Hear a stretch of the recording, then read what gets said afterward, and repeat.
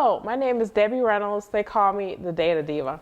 Today I want to talk about data privacy and interoperable spatial mapping. So I've done a video in the past about digital cartography. This is a follow-up to that particular video. So spatial mapping is very important with a lot of emerging technologies.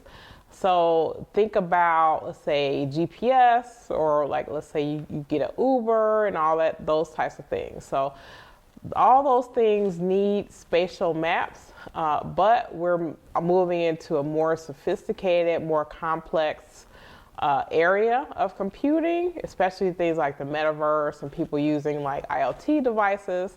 So when we're using that, companies that are developing these tools need more specific maps.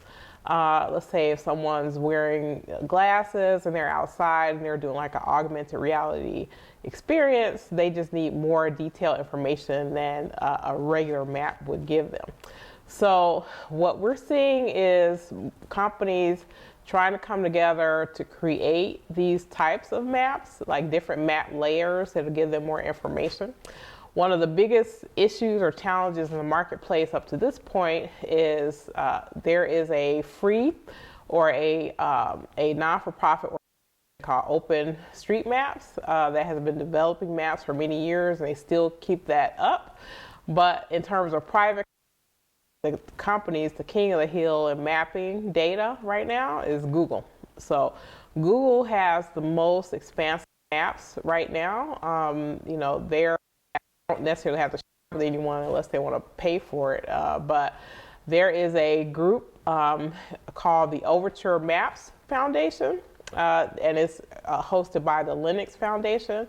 And basically, they are a consortium of pretty big players in technology that want to create maps where they share their map data with one another.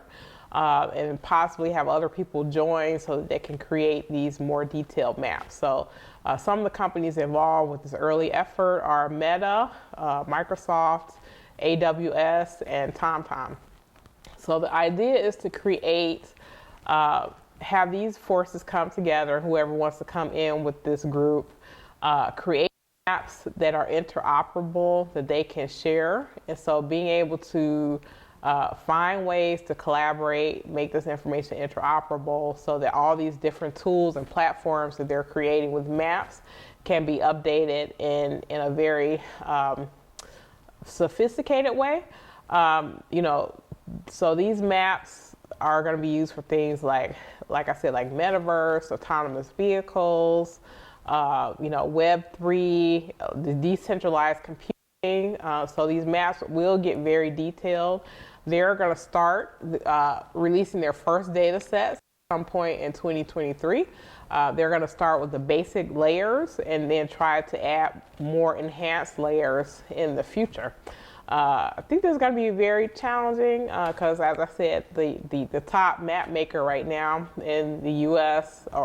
in the world right now is Google. So, a consortium of people come together that have the money to be able to do these maps and do it in interoperable ways is really interesting.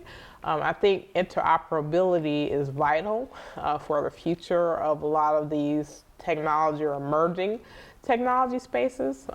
Also, as maps get more detailed, also it becomes privacy challenges. So these devices, these things will be collecting a lot more data of humans, a lot more precise data of humans, especially depending on the devices that they're wearing or the devices that they're using or are in their vicinity.